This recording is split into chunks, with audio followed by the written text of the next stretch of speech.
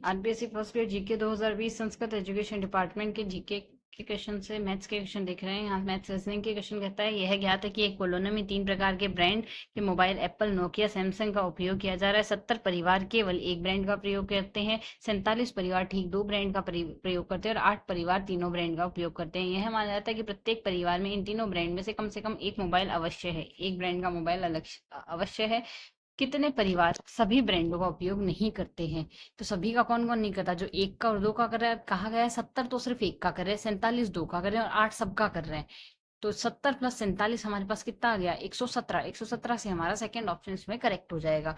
Next कहता है कौन सा कथन असत्य है? असत्य कथन अगर हम देखें तो हमारे पास यहाँ से असत्य से पहले अगर हम सत्य देख लें तो आयत चित्र में एक सतत वर्ग वाली बारंबारता बंटन के अनुरूप दंड आकृति है।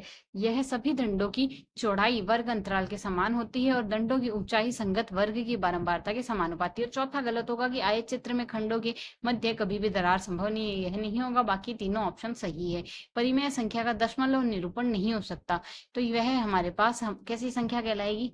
तो ऐसी संख्या हमारे पास नॉन टर्मिनेटिंग और नॉन रिक्रूटिंग संख्या कहलाएगी। अनवसानी और अनावृति, अनवसानी अनावृति संख्या कहलाती है। 2.2 डेसिमल क्यूब के पीतल को 0.50 सेंटीमीटर व्यास के बेलनाकार तार में ढाला जाता है। तार की लंबाई होगी, डेसिबल नहीं सॉरी, यहाँ से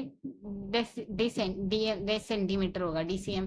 तो घन का आयतन हमारे पास 2.2 सेंटीमीटर क्यूब है। 2.2 इंटू 10⁻³ सेंटीमीटर क्यूब आएगा, तो यहाँ से 2200 सेंटीमीटर क्यूब आ गया। बेलन का आयतन बराबर घन का आयतन आएगा। बेलन का आयतन πr स्क्वायर h होगा और घन का आयतन यहाँ से 2200 दिया गया। तो सॉल्व करेंगे 22/7 गुणा 1/4 की घात 2 h बराबर 2200। h की वैल्यू आ गई 112 मीटर।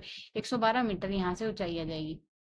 112 मीटर, यहाँ से फर्स्ट ऑप्शन हमारे पास करेक्ट आ जाएगा। नेक्स्ट है यहाँ से लेटर्स को चेंज करके बताना है, मतलब भाग का गुणा दिया, गुणा का भाग दिया, ऐसे ऑर्डर में अगर दिया हुआ तो इसमें बॉडमास नियम लगेगा। ब्रैकेट ओपन, डिवाइड, मल्टीप्लाई, यहाँ से मल्टीप्लाई, एडिशन और सब्ट्रैक्शन, ये फॉर्मेट लगाएंगे।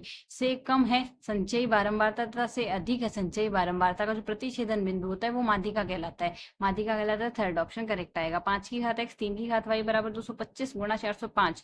तो x की घात 2y माइनस 3x का मान बताना है, क्या होगा यहाँ से। तो आधार समान है, घातें लगभग बराबर कर दिए। तो x की घात 2y माइनस 3x है, विच इज इक्वल टू 3 की घात 12 minus 9, which is equal to 3 की घात 3, यानी 27 हमारे पास यहाँ से इसकी वैल्यू आएगी।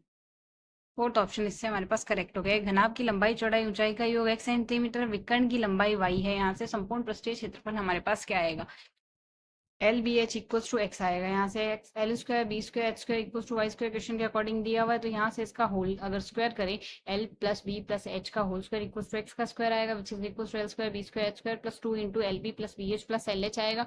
तो यहाँ से value X square minus Y square आ जाएगी। X square minus Y square answer होगा। सेकेंड ऑप्शन इसके लिए करेक्ट आएगा। नेक्स्ट कहता है हमारे पास यहाँ से अक्षर D H L P T X B F J है, तो यहाँ से अगला पद बताना है। तो यहाँ पर अगर हम देखें तो किस तरीके से इसमें चेंज हो रहा है। पहला लेटर डी है, अगले में पी है, उसके नेक्स्ट में बी है। तो डी से 12 लेटर आगे पी आएगा, पी से 12 लेटर दोबारा आगे बी आएगा, तो बी से 12 लेटर आगे एन आ जाएगा हमारे पास रेस्पेक्टिवली। एच से टी आया, टी से एफ आया, तो उसमें भी 12 लेटर आगे में एफ आएगा। और एल में भी सेम है, एल से एक्स आ रहा है, एक्स से जे आ रहा है, तो नेक्स्ट वी आएगा। तो एन आर वी हमारे पास इसमें आंसर होगा। फोर्थ ऑप्शन इसमें करेक्ट आ जाएगा। यहाँ से कहा गया है ये दोनों हमें एक्सपेंशन गुणनखंड दिए हुए हैं, उभयनिष्ठ, यहाँ से ये पॉलिनोमियल उभयनिष्ठ गुणनखंड रखते हैं, तो उभयनिष्ठ गुणनखंड होगा। दोनों के गुणनखंड उभयनिष्ठ है, तो 2x स्क्वायर तो सेम है। तो यहाँ से अगर एक में से दूसरी माइनस कर दे तो माइनस का 4x आ जाएगा और a प्लस बी आएगा। माइनस का 4x a प्लस बी बराबर 0 आएगा। सेम रख रहे हैं, मतलब यहाँ से ये दोनों वैल्यू हुई तो सेम ही ना हमारे। तो यहाँ से हमारे पास सब्ट्रैक्ट कर दिया तो वैल्यू आ गई x की a प्लस b/4 हो जाएगी, प्लस b/4 यहाँ से आंसर हो जाएगा। तो यहाँ से हमारा कौन सा ऑप्शन? फोर्थ ऑप्शन बनेगा करेक्ट आंसर।